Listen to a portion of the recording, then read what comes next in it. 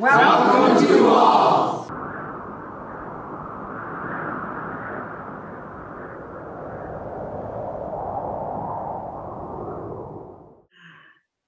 Association of Lifelong Learners virtual presentation by Keith and Ginny Titus.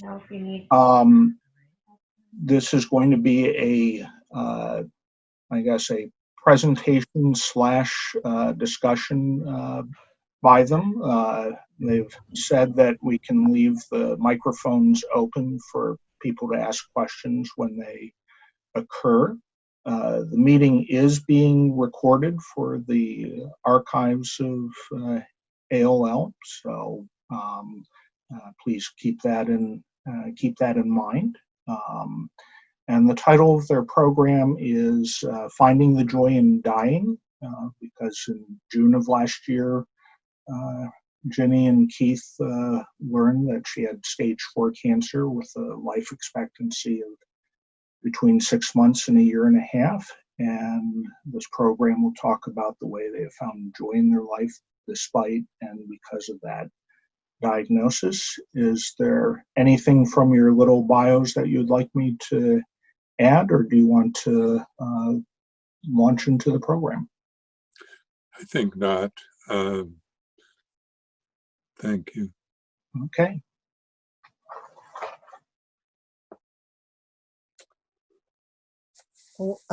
Today, just feel free to interrupt us if you have a question or something you want to reflect on. Let's play real sort of loose, and we're going to read a few things. I start out with a journal entry that I made when my kids encouraged me to start a journal. When Dr. Pohl called the house and asked me to put your dad on the phone, I actually had forgotten why. I'd forgotten my past surgery and the heads up I was about to get that he had sent for, and your dad had not forgotten. I could tell by the look on his face of worry. The news was not good. It was a rare type of cancer. Only about 60 people in the whole United States have this type of cancer. And it was stage 4. There is no cure. There are 24 places on my abdominal wall that they refer to as looking like buckshot. Very attractive. And more places at the appendix site. And that's how you find it. You have an emergency appendectomy. And while they're in there, they see this stuff that you had no idea was there. It will be most difficult, I thought, to tell the kids, but I feel surprisingly calm. And while I think Keith is shaken, he is lovingly supportive, and I feel very close to him, and he to me. I've always asked him if I could please go first, and he always said, okay, because he wants to live forever. So now it seems I'll get my wish, and he will too.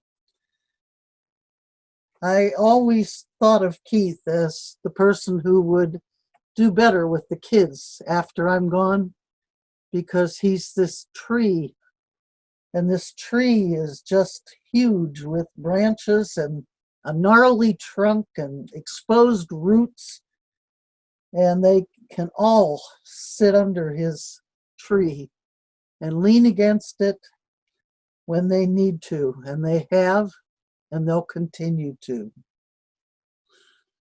My reaction was pretty much as Ginny said. I was just totally shocked.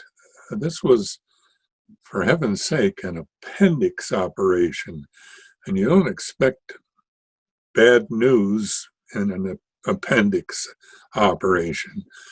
So I was really devastated, and we were sitting together on the couch and trying to support one another, and I certainly reacted much more than she did, much more negatively. And so I remember I went into bed, and as I lay there, I started weeping because all of a sudden, and I came out to talk to her then, because all of a sudden I realized that what I was weeping for was the sadness that I would feel. And I felt so badly about that, that my weeping was not for the prognosis that she had as much as it was, oh my goodness, how am I going to live without her? So that was a very different reaction than she had, and certainly I have since been able to learn from her. We're a second marriage. We have been together 40 years, married 38. Not bad for second marriage. And we he had 4 children, I had 2, and we have 2. And the babies are 38 and 40. So with a lot of kids and a lot of people involved. We have 22 grandchildren, so it's a lot of people concerned and worried, but I was really proud of the kids almost immediately because they just sort of took my lead, which was, here's what I'm going to do, and if you have any concerns, please come to me about it, but I'm in charge of my own dying, so you're going to have to get used to that and get on board with me, and that would be the most helpful thing you could do. And so I started chemo because that was recommended by U of M to buy some time. There is nothing that can cure this. It's terminal, but you can buy time. So far, I have, it won't heal what's there. That's all done. That has to be just play out its course. But I've had some things there that now are not there because of the chemo. So it's getting rid of newer stuff. So that's good for me because I really, really, really want more time, of course, to be with the kids, to do things with them, and it's been wonderful. As I mentioned, my reaction did change almost immediately as I saw how she was reacting to this.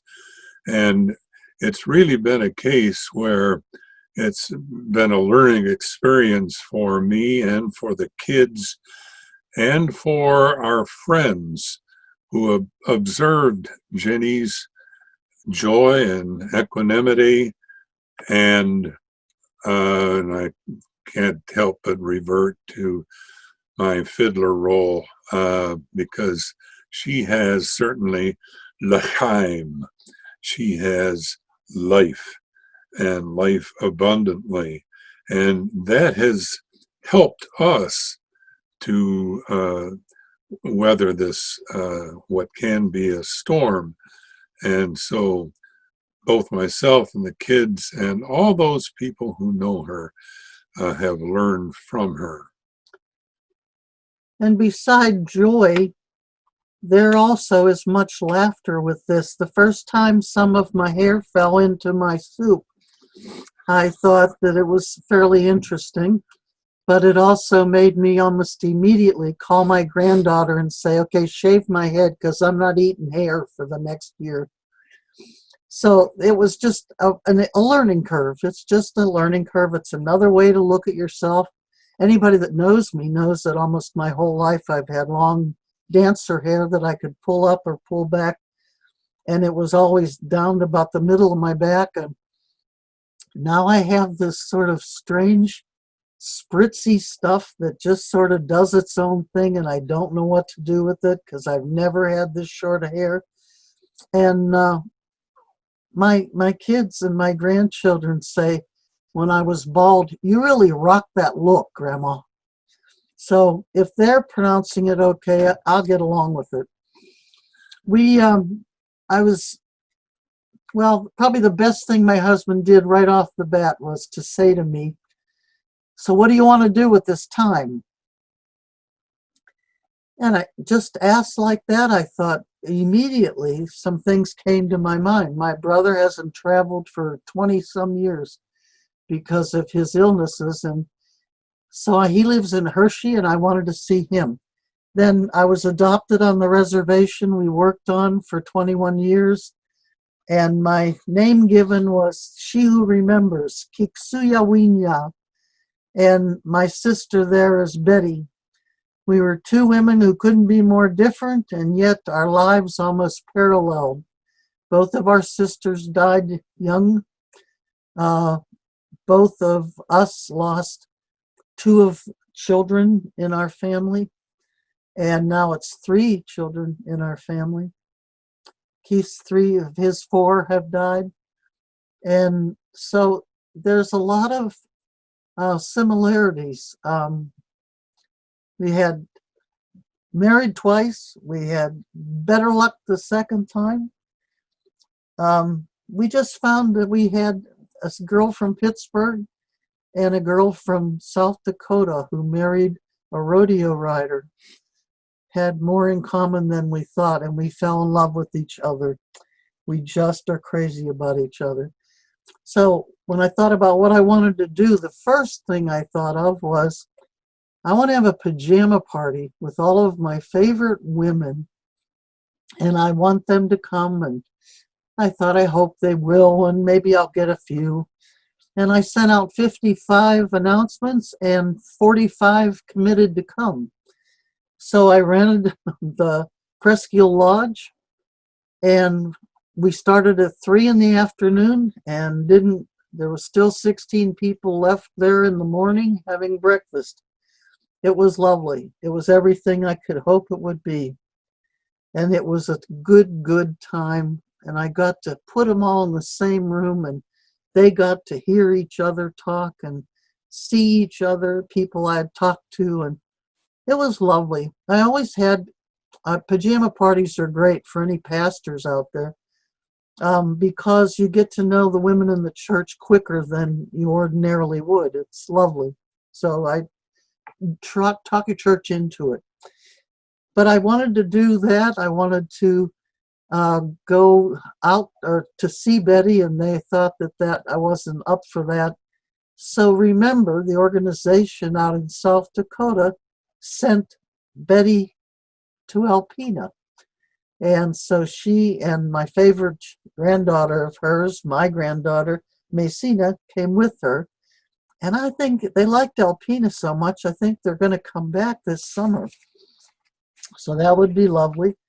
And then my son and my brother's son took care of getting me all the rides I needed, and Barb Esper from Atlanta, to get to Hershey, Pennsylvania, to see my brother. And my favorite moment, I went for no other reason than this, I think.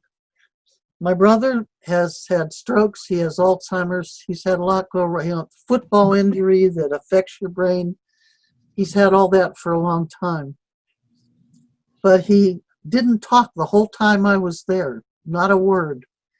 And he let me hug on him and kiss on him, and he was fine with that, but he just stared at me. And I thought, he doesn't even know who I am. And as I'm leaving, saying goodbye, I turned around to wave, and he said, I thought I'd see Keith. And I thought, oh God, I love that so much. He didn't have a word to say to me, but he knew who I was because I was Keith's wife, and he loves Keith. So his comment, only words he uttered, I thought I'd get to see Keith. And that made my heart so happy because he loves my husband so much. So. Last night on the PBS News, there was a segment about death and loss. And they stressed the fact that we as a society have a difficult time talking about dying. And those three verboten subjects, sex, money, and death.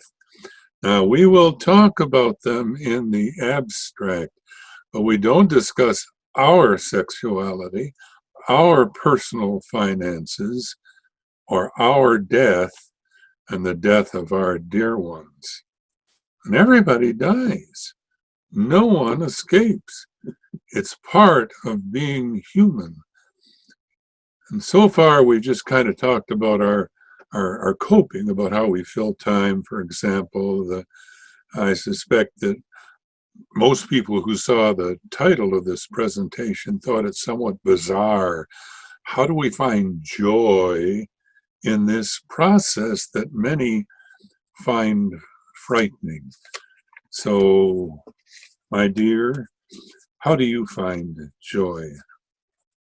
Well, I think I'll start out just by saying easily, if I can remember all the words to it. Bernie Nethercutt, who most of you know, sent me a message that she had a poem that she thought really suited me. And I think it's Edna St. Vincent Millay, I think.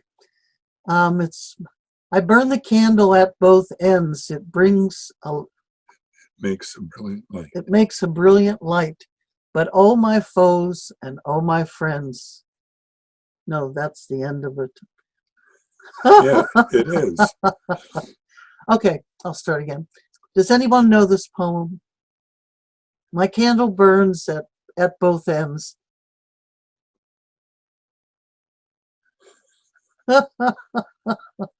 That's called chemo brain, by the way.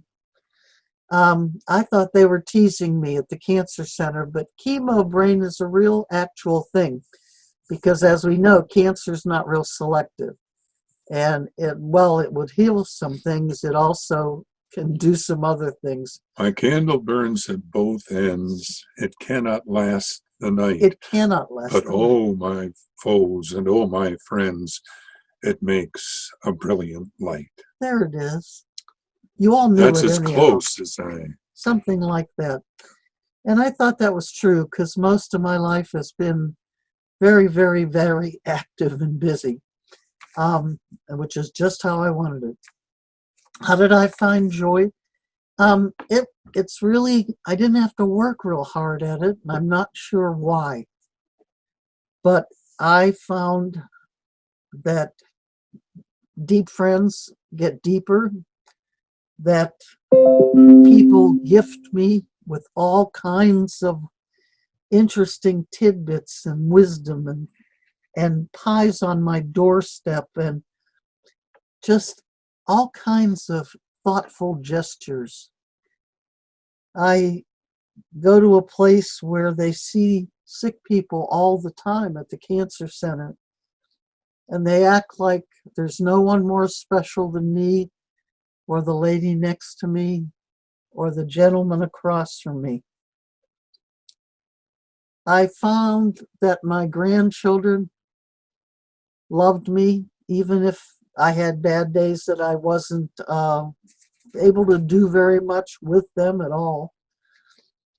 I love to share places that I love and traditions that I have, and I always did that, and that makes me very, very joyful because you're doing the next generation stuff. So I would recommend that to anybody.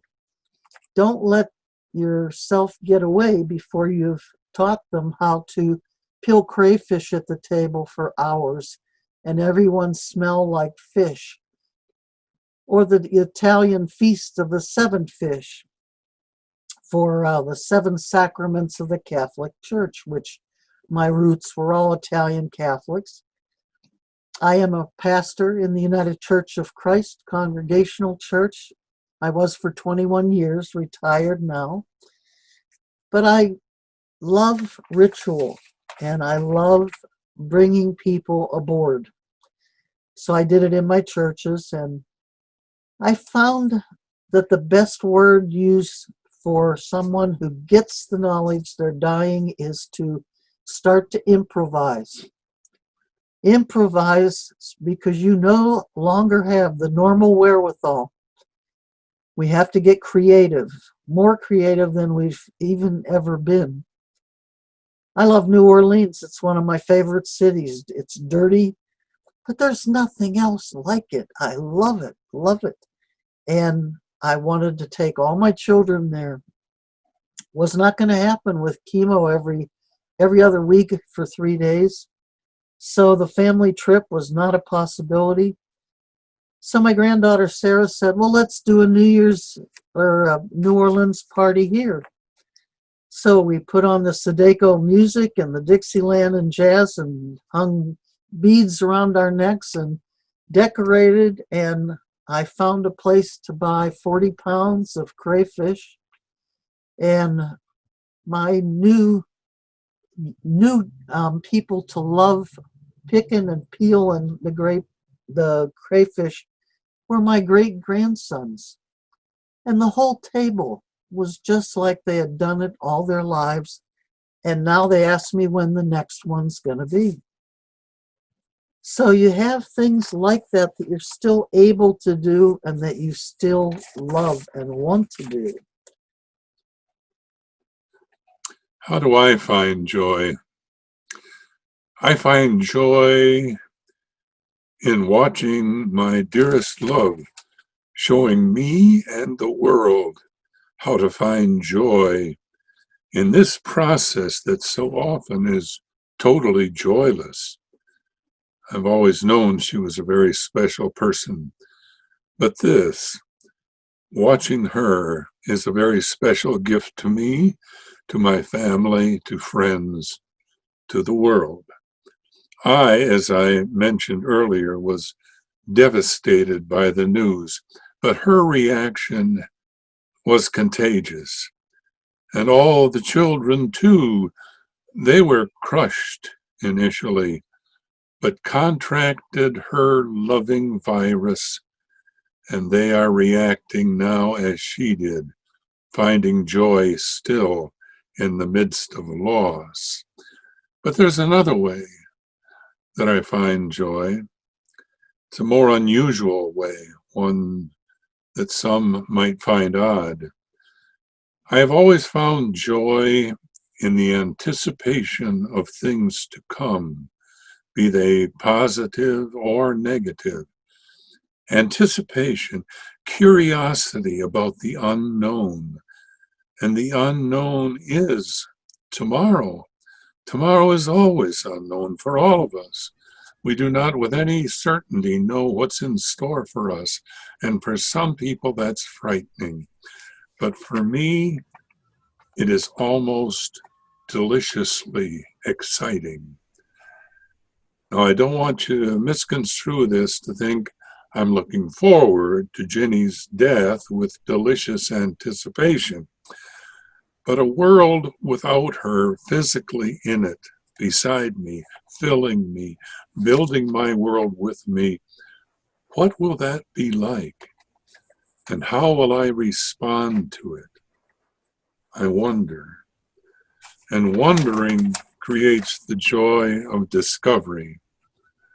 When I experienced the pain of divorce and met with a dear friend of mine to talk about my feelings, why was I moving in this direction?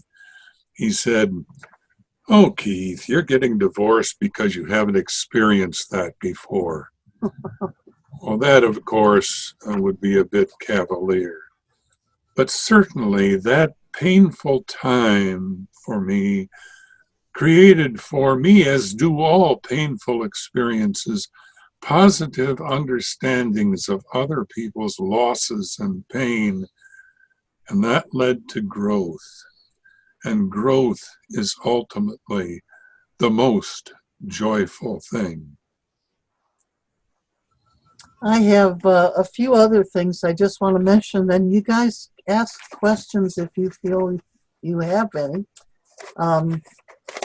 But the thing that I wanted to say, there are other ways that I kept busy, but not just random.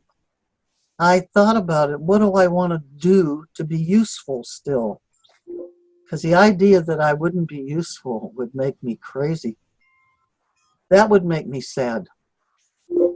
So I asked Paul Lance, the Reverend at the Alpena church, could I please teach at the church occasional class? I paint and I paint and I paint ad nauseum. My family is so tired of my living room filled with paints and canvases, but that's too bad. I like to plan my funeral because I'm afraid that they'll muck it up. So I have almost everything set, and I've contacted the musicians and singers because I know what songs I would like to be there or instruments. So I feel really good about knowing that there is a format and it's mine. I took chemo to buy more time, so now I want to be grateful for the time I have. Giving thanks and gratitude. It seems like any other response to the fabulous life I've had would be just absolutely absurd and ridiculous. How many people get to live on an Indian reservation for 10 years? I mean, that education alone and the friendships we made there and the fact it's still going on 21st, 22nd year. I just had a great life. I taught dance 34 years, went to seminary, had the best experience of my life. I've told people I love what they mean to me. I'm not done saying all the things I want to tell them about themselves, but I thank them every day for what they brought to my life. Couple of quotations that I'd like to leave you with. One is by Leonardo da Vinci. He said, "As a well-spent day brings happy sleep, so a life well spent brings happy death." And the other quotation is one that I have no idea what the attribution of it is. "A society grows great when old men plant trees whose shade they know they shall never sit in." And out in my garden, that sign, that saying is painted on a board that Ginny painted for me. And behind that fence, there are 14 trees growing. Some of them just sticks at this point, but they will grow, and I probably will not sit under them. So, any questions, comments, anything that anyone would like at this point?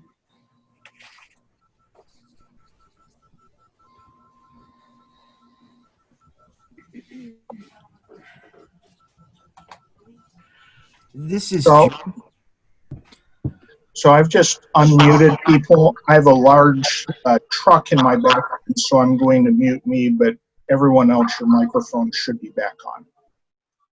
It is. I hear somebody. This is Jim. This is Pastor Jim. Were you not hearing us?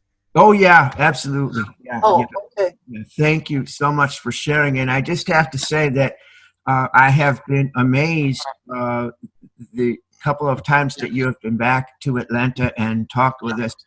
I have just been absolutely amazed by your attitude and your love of life and your willingness to share. And so I was very glad to hear that this call was going on today to be able to hear more. And I just really, your attitude, and I say this to the congregation in Atlanta all the time, your attitude, your zest of life just amazes me. And so I just really wanted to share that. Thank you.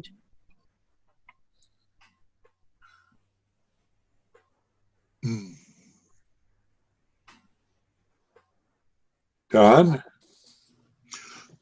Ginny, I'll ask a question.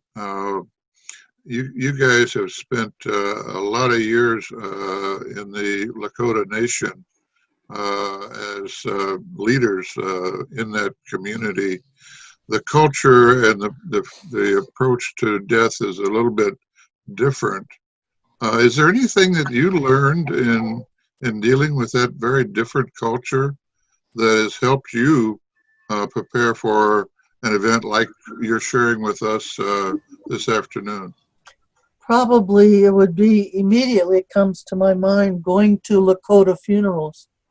They do funerals for even babies that are miscarried. And I've done funerals out there for that. We go up to the gravesite and the father gets on the ground and digs with his hands or with the little shovel what the funeral director has given him of the remains of that fetus. And he has them in a box with a little blanket over it, and it goes into the ground. And that life is recognized as if that person had lived 90 years. That baby is given a name, and recently my son lost a 5-month fetus, and they did the same type of funeral, named the baby, and I think there's people are getting much smarter about recognizing the need to grieve a loss. But I don't know yet. People still aren't talking a lot. The thing that I learned from it more than anything else was when they do a funeral, and they also do this on the anniversary of the funeral, they do a giveaway. So the family itself that may be very, very poor will gather together, they and their tiospia, their extended family. They will gather together all sorts of things, and then at the funeral they will give those things away to the gathered people.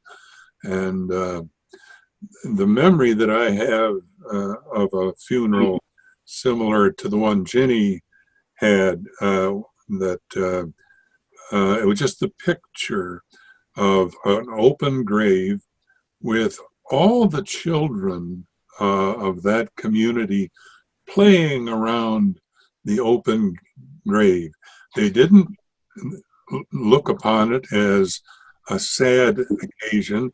It was an occasion for them to have fun, and they helped throwing the dirt on the coffin, and they were just wonderful, wonderful approaches to this dying.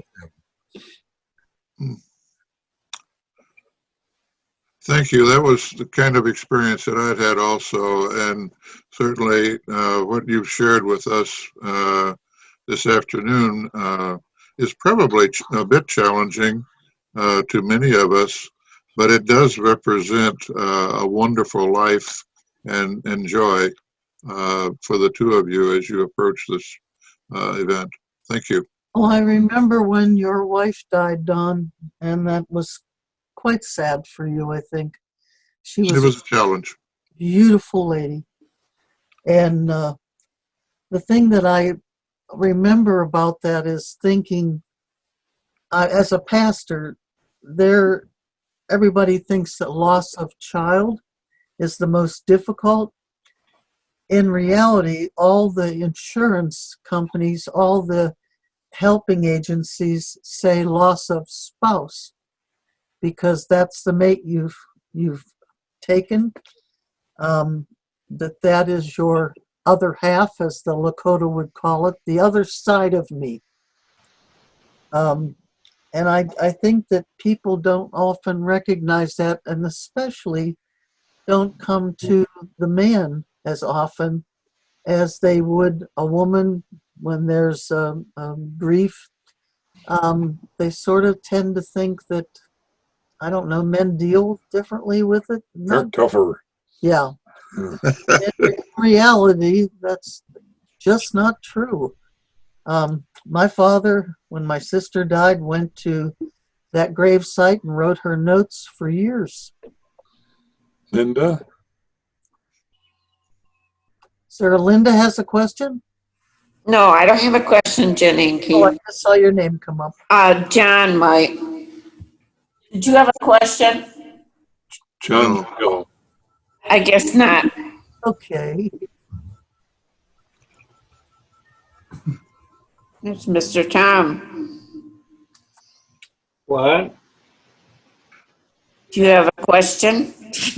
No. I got lots of questions. Yeah. I can't solve life today.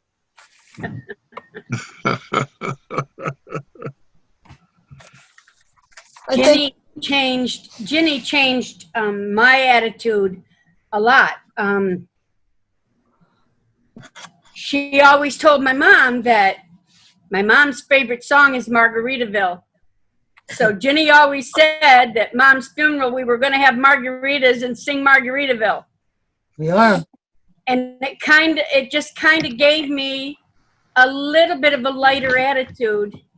I can't imagine my life without the two of you. Well,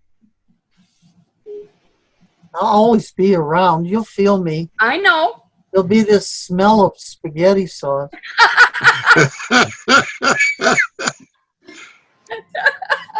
I just admire you so much, Jenny, for your courage, and your attitude has been fantastic. And I love you. Norma, how old are you now? How old are you, Mom? I'm 95. Yeah, well, I admire you because you've had a lot of life experience that has not been pleasant. No. You've had loss and grief, and you still make me laugh. We still have a good time together at 95. No, there's an old joke about that, about the age thing.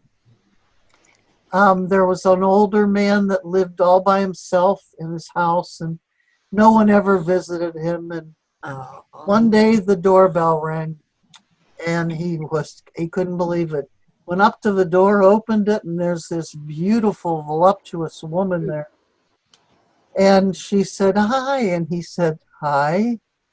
And she said, "Your friend sent me here to bring you super sex." And he said, "Oh, I'll take the soup." And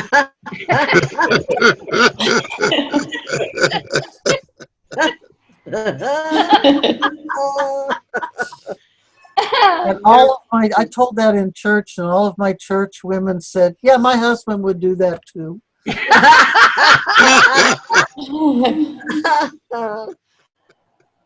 I think being busy is good, but not when you are trying to fill a void or masking grief. I think that you need to be open, talk to people about it, certainly count on friends. But I really meant what I said about if you do an inventory of your life and you know that there were just wonderful moments, then you're blessed. You can't not be okay with what you've been given. However, that doesn't explain about half the world who's hungry and in pain. And all you are to do there is just try to find a way to be used up so that when you do go, you're exhausted. You did everything that you should have done on your way out. And of course you didn't, but there had to be other times and other places and other people. So I just thank you all for, do you have any more questions? Sorry, I don't want to wind it up, but I don't want to tie you here either. It's been a wonderful time. I have to tell you as a pastor, just my favorite scripture verse is a lesser prophet named Habakkuk. And Habakkuk, that's a small one before the end of the Old Testament. There's 3 little chapters, and then every one he sort of shakes his fist at God and said, "Where are you? This is a mess down here, and this and this." And he goes through these 3 chapters, and he gets to the end, and he starts to list everything that's wrong with his world. And he says, there's no cattle in the stalls, there's no fruit on the vine, the fields are dry, this blah, blah, blah, blah, blah. He's complaining. And then there's this gigantic yet. Yet I will rejoice in the God who lets my feet climb the heights and makes me climb like a deer. And that's been the whole thing that for me. That's it. Yeah, I will bitch about things and feel some regret for some of the things that have happened, but in the grand scheme, there's that big yet. I will rejoice.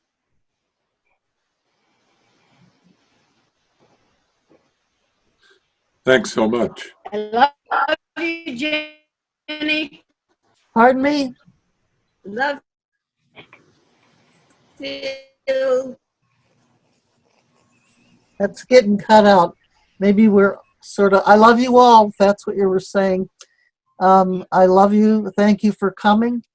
Thanks for doing it. Thank you, Keith. Thank you, dear. Oh, no, thank you. Dan and We've been blessed to have the two of you. Thank you. thanks for coming. Yes, thanks for Oh, doing